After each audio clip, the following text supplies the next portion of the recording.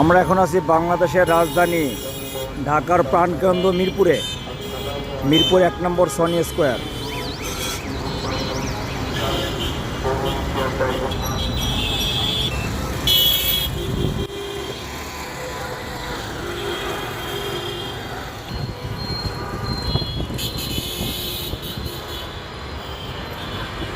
এই একই জায়গায় বাংলাদেশের সমস্ত ব্র্যান্ডের পোশাকের ব্র্যান্ড এবং খাবারের দোকান, কেএফসি, ডমিনোস পিজা, স্কাউল্যান্স, স্টার সিনেপ্লেক্স।